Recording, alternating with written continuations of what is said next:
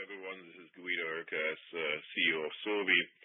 We are delighted to welcome you to this conference call following the announcement of the acquisition of Arthrosi today, pending, of course, to regulatory clearance. We have posted this presentation to sobi.com for your reference. Please turn to slide number 2. We would like to remind you of the usual provisions on statements about expectations and projections of future events. Please turn to slide number 3. I'm joined by Henrik Stenqvist, our CFO, and Lydia Bart-Franch, Head of R&D and Chief Medical Officer. Please turn to slide number 4. We will present today the acquisition details. I'll discuss the deal rationale, key opportunities. Lydia will share the relevant scientific data, and Henrik will highlight the financial aspects. When you look at this slide, we're obviously excited to announce the addition of doitinerad AR882 to Sobi's gout pipeline through the acquisition of Arthrosi Therapeutics. Let me start by outlining the strategic rationale behind this deal. But beforehand, a quick perspective on the product. Doitinerad is a highly selective, once-daily, oral next-generation URAT1 inhibitor that has the potential to become a novel, best-in-class therapy for patients with progressive gout. The compound has shown clinically meaningful efficacy and strong safety profile in several large, well-designed phase 2 trials. Importantly, 2 sizable phase 3 studies are already fully enrolled and scheduled to read out next year. It should be noted that the product has been specifically designed to overcome historical safety issues associated with the URAT1 class and demonstrated impressive efficacy levels in multiple phase 2. Back to why we did the deal. Firstly, this acquisition represents a major commercial opportunity. In progressive gout alone, we see more than 200,000 patients in the US, an underserved population where innovative treatment options are urgently needed. Secondly, 882 also fits seamlessly into our broader gout strategy. It complements NASP, our registrational asset aimed at more severe uncontrolled disease. Offering a second and third line therapy forms the foundation of a competitive franchise for us. Thirdly, this acquisition brings a late-stage, de-risked asset into the pipeline, along with an experienced team that strengthens our overall capabilities in gout. Fourthly, and most importantly, the deal is expected to be accretive to net sales and earnings in the midterm, supporting sustained growth beyond the mid-2030s, which you will see reflected on the next slide. Please turn to slide number 6. This addition to our pipeline and upcoming launches will drive long-term growth for Sobi. We have a strong wave of high-value launches through 2028, and that will underpin growth mid to long term. 6 launches, nicely synchronized over the coming years, provides the fuel for sustained momentum. Our ongoing launches of Altuvoct and Gamifant will be complemented by Tryngolza in FCS this month. Please note that we got a positive CHMP opinion for Aspaveli and C3G and IC-MPGN in Europe, and we are preparing the launch of NASP in Europe. We expected to launch Tryngolza and MCS in 2027, and now starting in 2028, doitinerad for progressive gout will be another major growth driver, further solidifying our momentum. Beyond these launches, our phase 2 pipeline may give further boost to this momentum. In short, this is not just about near-term launches. It is about building a portfolio that drives growth well into the next decade. Please turn to slide number 7. Before we dive into details of the acquisition, let's take a step back, look at the broader context of gout. Gout is a growing global health challenge. Chronic gout is particularly problematic, especially when it progresses. It leads to tophi formation, chronic joint pain, and joint damage, which significantly impacts patients' quality of life and mobility. It also is associated with flares. These are intensely painful episodes and can severely limit mobility and daily function. For many patients, this means limitations and burden for daily life, material costs on healthcare systems. The growing prevalence and the severe impact on patients underscore why there is such a large unmet medical need and why Sobi is committed to addressing it. These patients have limited options today, which creates a clear opportunity for differentiated solutions. Please turn to slide number 8. Let's now look how Sobi is building an innovative portfolio to address the unmet medical need in gout. There is a significant patient population that does not respond adequately to xanthine oxidase inhibitors and is not eligible for uricase therapy. These patients have limited options today, which creates a clear opportunity for differentiated solutions. As shown here, treatment of chronic gout mostly follows 3 stages. First-line therapy usually treated with xanthine oxidase inhibitors for early gout, second-line therapy for uricosuricates for progressive gout, and third-line therapy for uricases of uncontrolled gout. Pozdeutinurad is positioned as a first and best-in-class next-generation oral URAT1 inhibitor for progressive gout. It represents the first meaningful innovation in chronic gout in over 15 years, whilst NASP addresses uncontrolled gout. Together, these assets enable Sobi to serve patients across the spectrum of gout severity, creating a differentiated and innovative portfolio that meets a major unmet medical need. Please turn to slide number 9, and I hand over now to Lydia. Thank you, Guido. So moving to next slide, please. Let's now look at the scientific rationale behind pozdeutinurad, also known as AR882, and why we are so excited to add this to our portfolio. Pozdeutinurad is a rationally engineered next-generation URAT1 inhibitor, leveraging a well-validated and highly efficacious mechanism in gout treatment. It has demonstrated an improved and a steady pharmacodynamic and pharmacokinetic profile compared to predecessors, which has translated into durable efficacy and a more favorable safety profile, as I will explain in the next slide.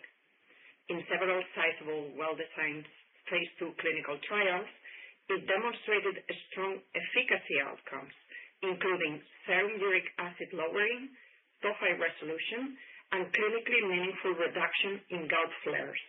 That's a key outcome for patients. The 2 large and fully enrolled phase 3 studies are underway, with first results expected in 2026, with subsequent submissions to regulatory authorities. Please, next slide.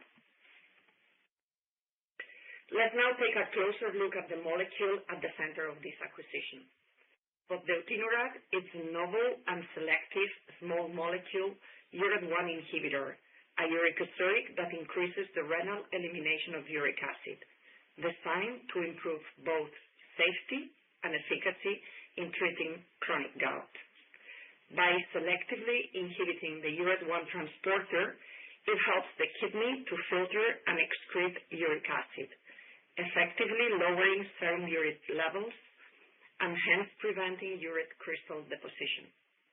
Notably, pozdeutinurad was specifically designed to avoid the formation of the toxic metabolite associated with bromoron's hepatic toxicity, and clinical data to date support the view that this molecule has a safe liver profile. Its modifications, particularly the exchange of hydrogen for deuterium in the benzofuran part of the molecule, minimizes the formation of the hepatotoxic metabolite, and the exchange of hydrogen for a hydroxyl group in the ethyl moiety attached to the benzofuran should prevent interactions with cytochrome C3A4. In terms of renal safety, potdeutinerad does not carry the same risk for renal stones as traditional uricosurics, by having a clearly differentiated chemical scaffold versus the traditional uricosurics that are also OAT1 and OAT3 substrates, leading to bolus excretion and absorption that causes major fluctuations in the renal handling of uric acid. Instead, potdeutinerad has a favorable PK/PD profile due to its high URAT1 selectivity. Hence, the fraction excreted into the renal tubule is evenly distributed over the 24 hours period following dosing, supporting a sustained serum uric acid reduction without boluses of highly concentrated uric acid. In summary, potdeutinerad's scaffold and modifications allow for precise engagement with key gating residues in the URAT1 binding pocket, maximizing potency while minimizing the risk of off-target effects and reactive metabolite formation. The design reduces the likelihood of nephrotoxicity and hepatotoxicity, which are dose-dependent and more common with agents that lack such selectivity or generate reactive intermediates. And this is why we are excited about this specifically designed molecule. All of this is reflected in the available data from the long-term phase 2 studies that have shown a well-tolerated safety profile with adverse events mostly mild to moderate, and importantly, no significant or kidney function abnormalities. The drug is currently in phase 3, and the program received FDA Fast Track designation in 2024. This profile positions potdeutinerad as a potential best-in-class oral therapy for chronic and progressive gout, addressing a major gap in the treatment landscape. Please, next slide. Looking at some of the phase 2 clinical data presented at international congresses, it hints to the excitement we feel about this product and its profile. In Study 202, a phase 2 trial in 140 patients followed for 12 weeks, 71 to 82% of patients achieved serum urate levels below the therapeutic target of 6 milligram per deciliter with 50 and 75 milligram doses. Additionally, we observed a rapid reduction in serum uric acid within the first week of administration, which is sustained throughout treatment. Please, next slide. In Study 203, another phase 2 with 42 patients followed for up to 18 months, we confirmed sustained efficacy, again with a strong serum uric acid response rates for potdeutinerad alone and in combination with allopurinol. Importantly, potdeutinerad also demonstrated significant tophi resolution, both as monotherapy and when combined with allopurinol, with up to 50% tophi resolution at 18 months and 44% at 12 months for combination therapy. These results show that potdeutinerad delivers clinically meaningful efficacy in a diverse set of chronic gout patients, including those who are refractory to prior therapies and those with severe tophaceous disease. This positions potdeutinerad as potential best-in-class oral therapy, and we are eagerly awaiting for the full phase 3 data to confirm this profile. Please, next slide. This slide shows one of the most compelling aspects of potdeutinerad's clinical profile, which is its ability to achieve sustained resolution of tophi. In this phase 2 study, patients receiving 75 milligram once daily showed dramatic reduction in crystal volume over time when assessed with dual energy computer tomography. Overall, that's a 98% reduction in crystal volume over 18 months, as shown in the imaging on the slide, and you can see the progress over different time points. This is clinically meaningful because these crystals drive progression of gout and the formation of tophi that can lead to joint destruction with bone erosion. Eliminating tophi not only improves symptoms but also addresses the underlying disease progress. Please, next slide. To close the clinical development overview, here's where we stand with phase 3. Both pivotal trials are now fully enrolled ahead of the schedule, which is a major milestone. Reduce 1 completed enrollment in August and Reduce 2 in March 2025. Patients are randomized to receive either 75 milligrams or 50 milligrams of pozdeutinurad or placebo once daily for 12 months. And the primary endpoint is treatment response defined as achieving serum uric acid level below 6 milligrams per deciliter at month 6. We expect top-line data in 2026, which will be the key inflection point for the program, and we look forward to seeing the full data. With that, I will hand over to Henrik. Thank you. Thank you, Lydia, and please turn to slide 17. And let me summarize the key transaction terms for this acquisition. So we've agreed to pay $950 million upfront to acquire the company, which is about 9.1 billion SEK. In addition, there are up to $550 million in potential clinical, regulatory, and sales milestones, of which most relate to sales milestones. The upfront payment will be funded mainly through available credit facilities and partly through a new credit facility. As a result of the transaction, leverage is expected to increase to around 2 times at the time of closing, but that level will be rapidly reduced over the course of 2026 through our underlying cash flows. The acquisition is expected to be highly accretive to our mid to long-term growth and margin trajectory, but also in the short term, our ambition is to maintain a very competitive margin. As usual, we will guide for 2026 in February when we report full year 2025. Finally, we expect the transaction to close in H1 2026, subject to customary closing conditions.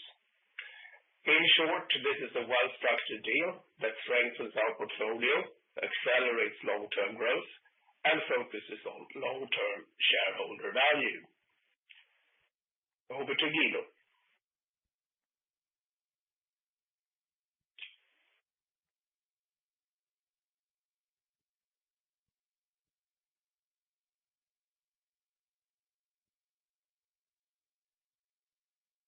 Looks like you're on mute, Guido. Yeah, Guido, you're on mute.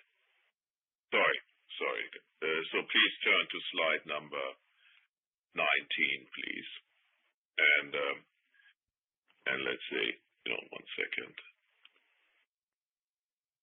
So this acquisition reinforces Sobi's strategy of sourcing first-in-class and best-in-class molecules to strengthen our portfolio and deliver differentiated value.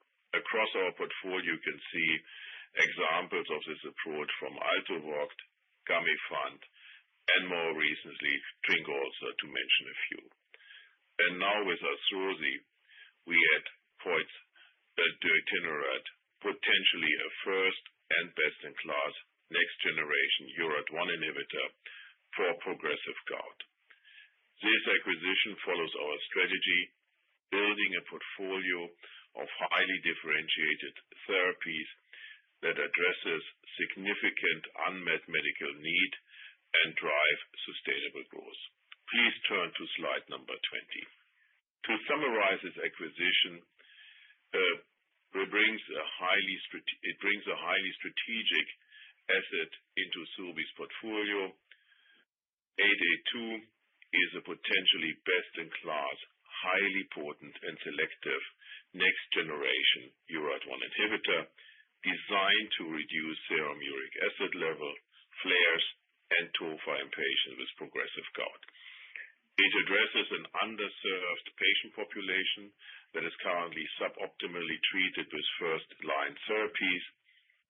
The asset is in late-stage development with two global phase 3 assets fully enrolled, two global phase 3 studies fully enrolled and expected to read out in 2026. This transaction expands Sobi's gout pipeline, adding complementary capability in chronic and progressive gout, whilst building on our existing expertise in this space. Finally, the acquisition is expected to be highly accretive to Sobi's mid to long-term growth and margin trajectory, reinforcing our commitment to delivering sustainable shareholder value. In short, this deal catalyzes the formation of a portfolio that drives growth well into the next decade. And now it's time to take questions. We will now begin the question and answer session. Anyone who wishes to ask a question may press star and 1 on their telephone. You will hear a tone to confirm that you have entered a queue. If you wish to remove yourself from the question queue, you may press star and 2. Questioners on the phone are requested to disable the loudspeaker mode and eventually turn off the volume from the webcast while asking a question. Anyone who has a question may press star and 1 at this time. The first question comes from the line of Christopher Uhde from SEB. Please go ahead. Thank you so much for taking my questions. I hope you can hear me. If not, please say so. Yes.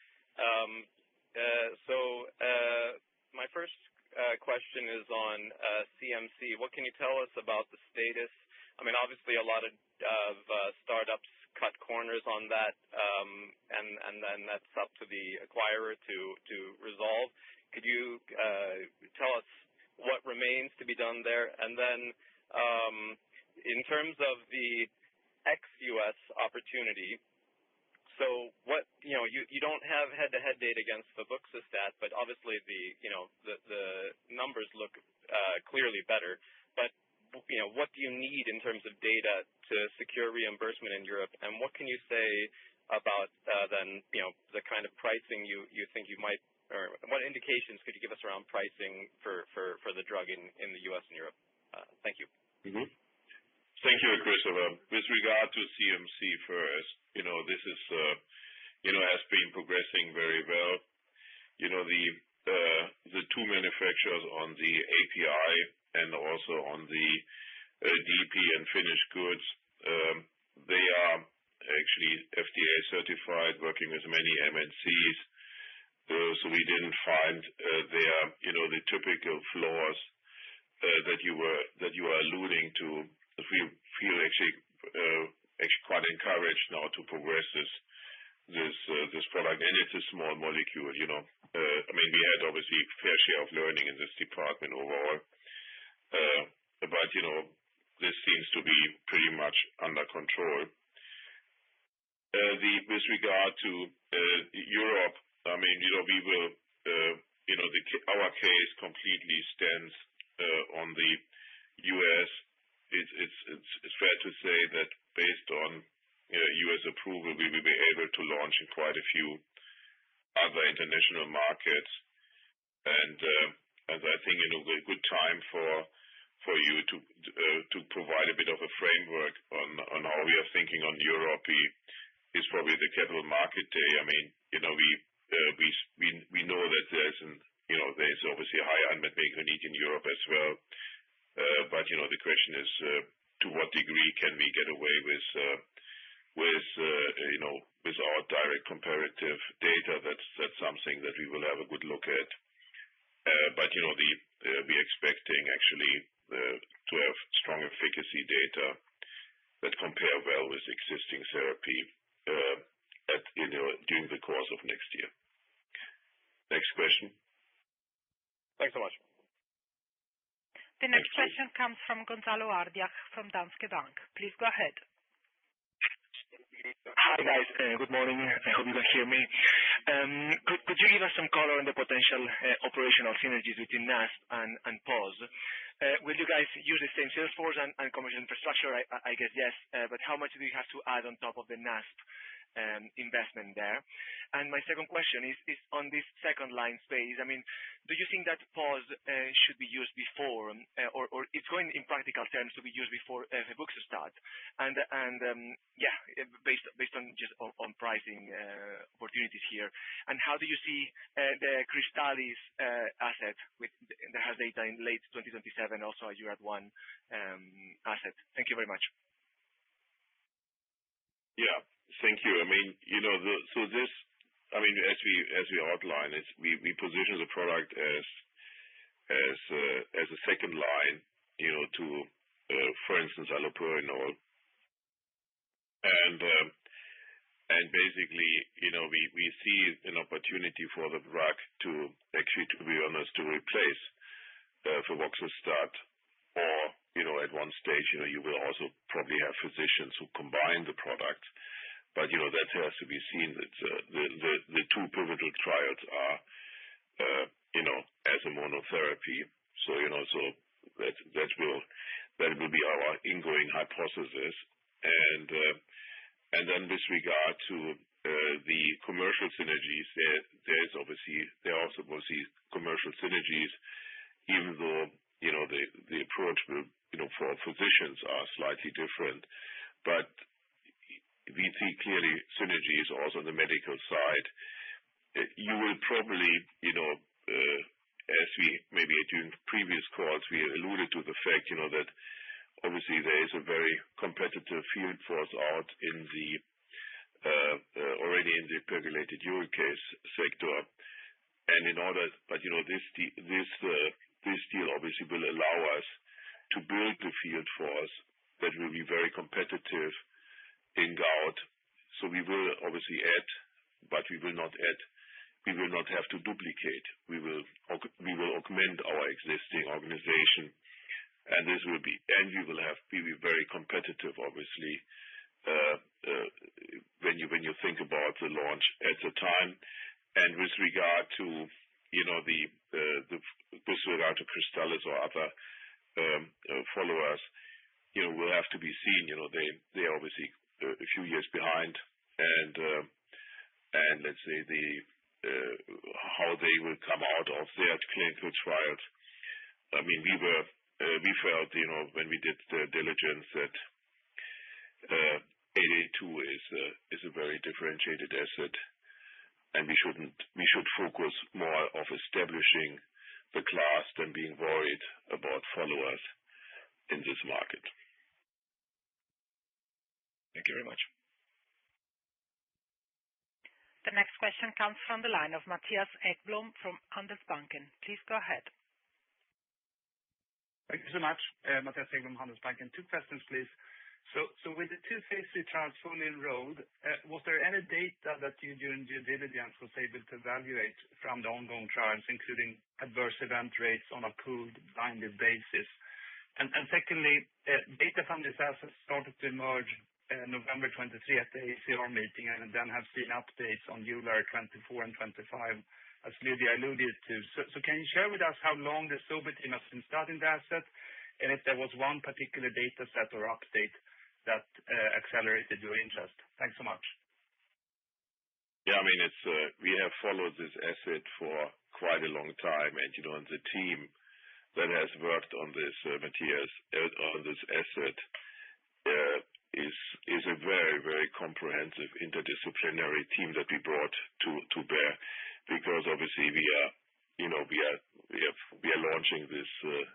We have made this acquisition prior to the announcement of the phase 3 data. Lydia, we have also Niels here, who has led the scientific evaluation, but maybe Lydia first, you want to comment on what data pool we looked at and how we got comfortable that we can make this deal? Yes. So thank you, Guido. And yes, Matthias, obviously we have, as Guido mentioned, a cross-functional team looking at all the non-clinical and clinical data available so far. And that's what gave us the reassurance that not only the efficacy profile is really above other assets in that space with very strong reduction, but on the top of that, the top-eye resolution and the control of the flares, which, as I mentioned, it's one of the most critical aspects for patients because that's what really impairs their quality of life. So that's the data that obviously has been presented, as you mentioned, over the last years at the main international congresses. And that's what we've been looking into detail, this available data so far. And in terms of safety, the same. We've looked at the phase 2 data in detail, and there has not been any safety signal that has really triggered any concerns when it comes to hepatic or renal safety. So that's why we've been really confident that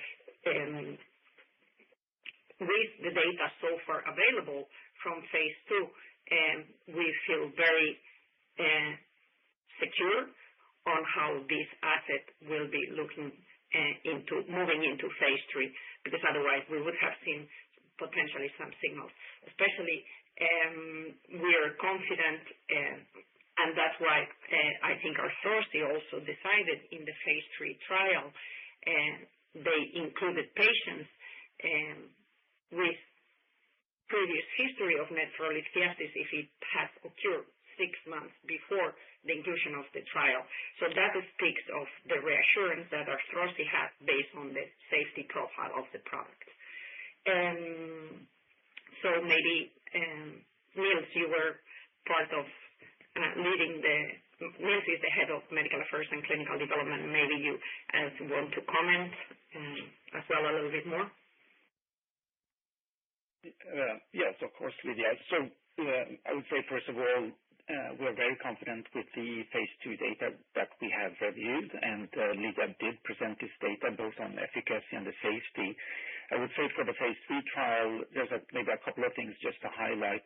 First of all, as you could see, both of the trials enrolled ahead of time, very fast. I think this is a good sign. It sort of points to the unmet medical need, but also the robust design of the trials and the interest for the product.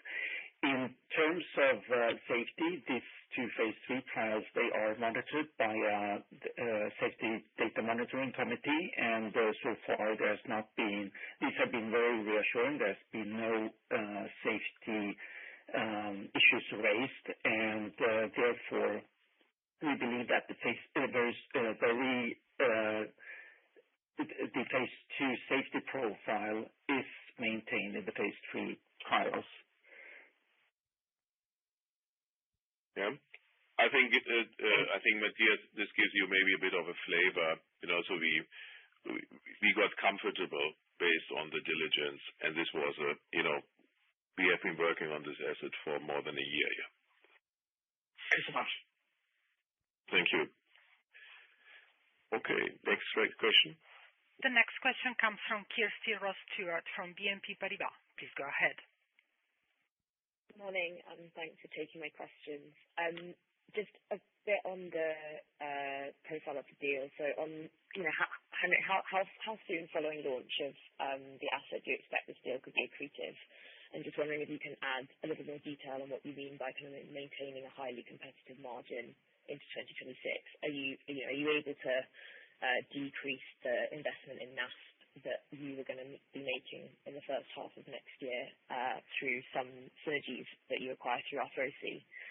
And then just longer term, this seems to kind of a little bit of move away from a kind of true rare disease indication. So just wondering from a strategic perspective in the company, is this kind of a sign of a direction you're looking to move into, or are there kind of other other aspects that you're kind of trying to maximize by going through this deal? Thank you.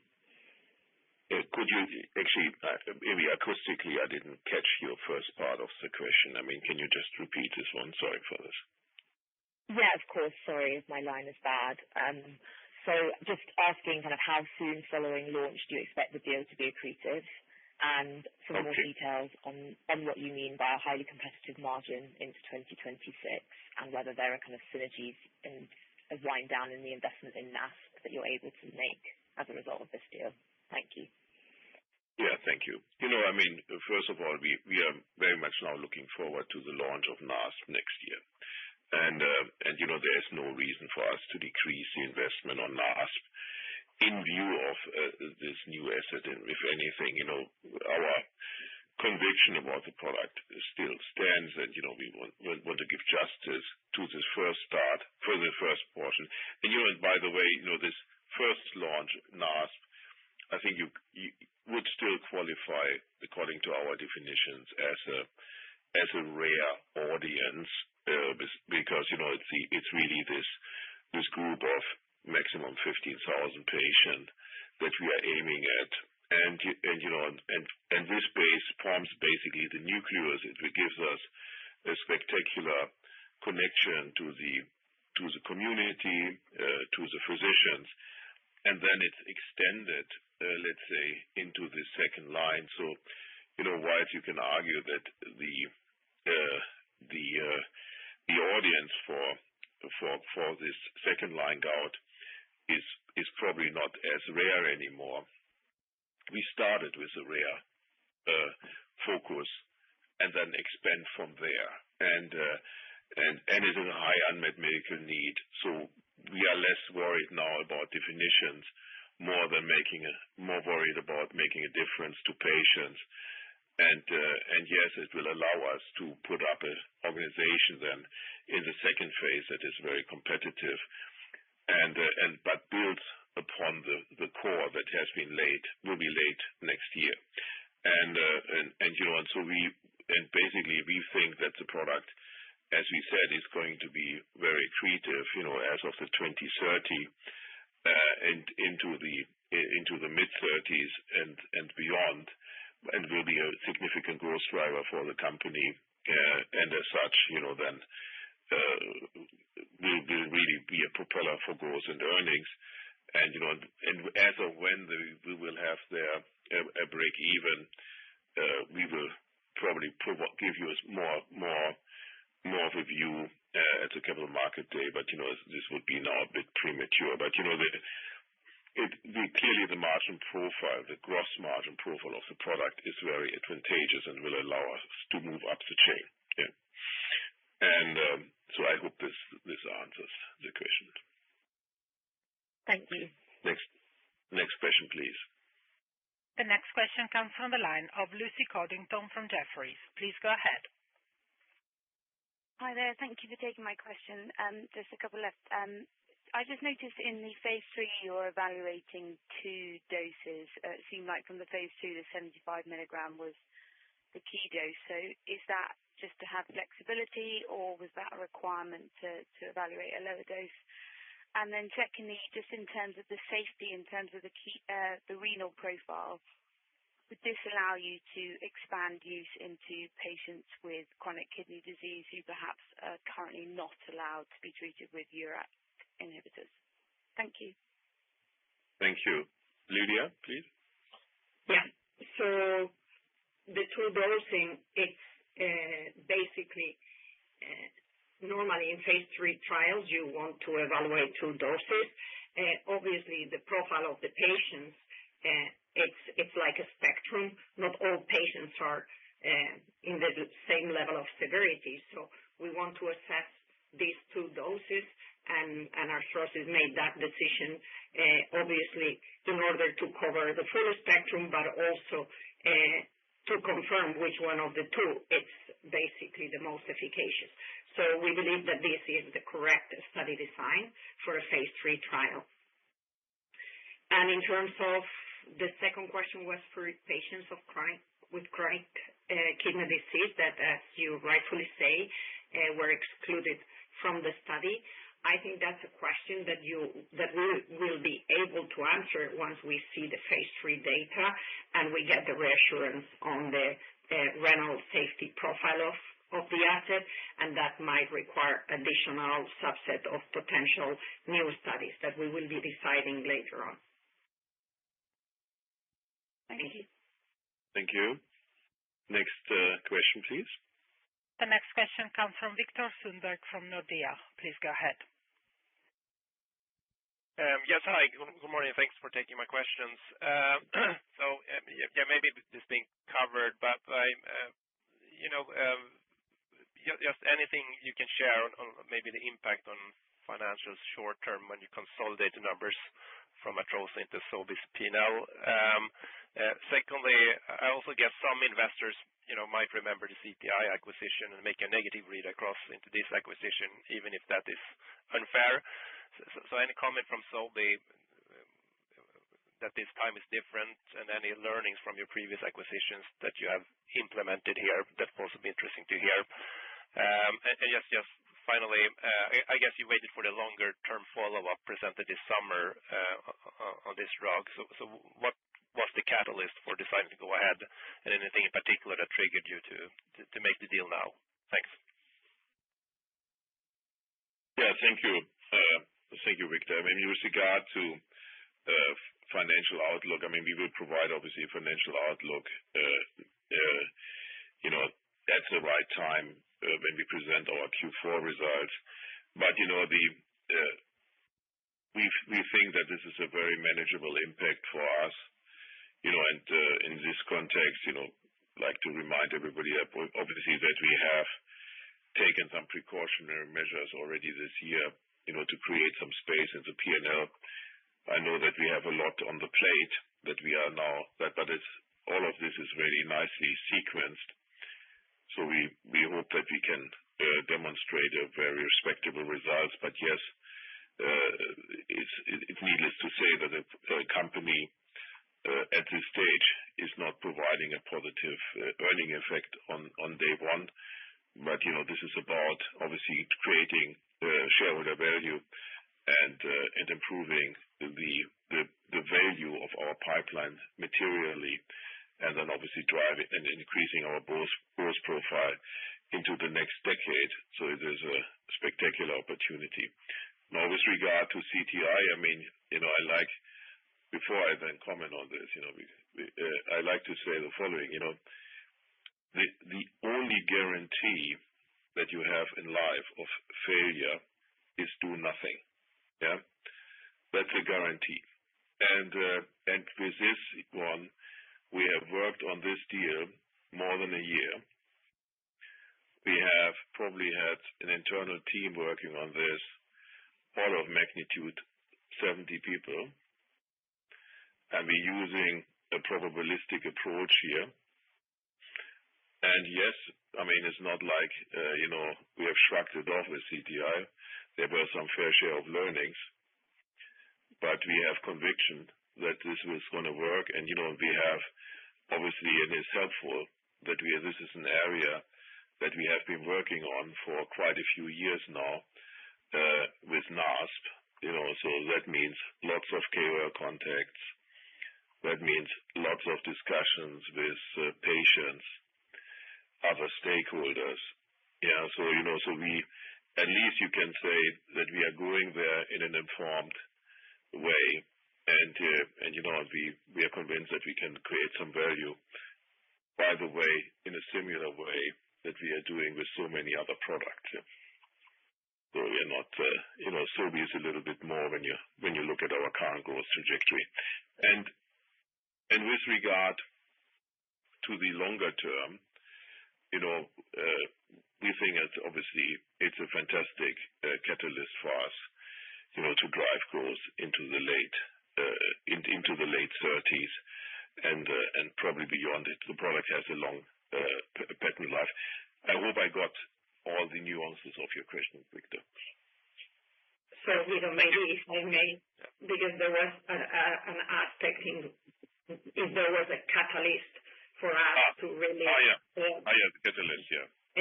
So I think that obviously our main drivers have been the robust efficacy and safety data with the long-term sustained reductions in serum uric acid, together with the knowledge of really the strong Arthrosi team that it's built on gout experts, and the strong momentum that we've seen in the phase 3 trials, as we mentioned before, with this recruitment in very large clinical trials, being achieved ahead of schedule. So I think if you put all those three things together, that's what reassure us on really willing to be part of this.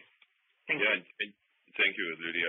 I'm sorry, I forgot about that. And with regard to the catalyst, I think Victor, you need to also realize we reason by the data that we are able to see success. If we would have waited for the final phase 3 data, the chances are this deal would have not been ours because there was quite a bit of interest for the company. So we, in a way, but we did this not in a naive fashion. Okay, thank you very much. Thank you. As a reminder, if you wish to register for a question, please press star and 1 on your telephone.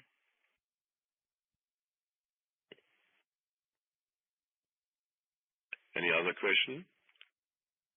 If not, then I would like to thank you There are no more questions for your interest.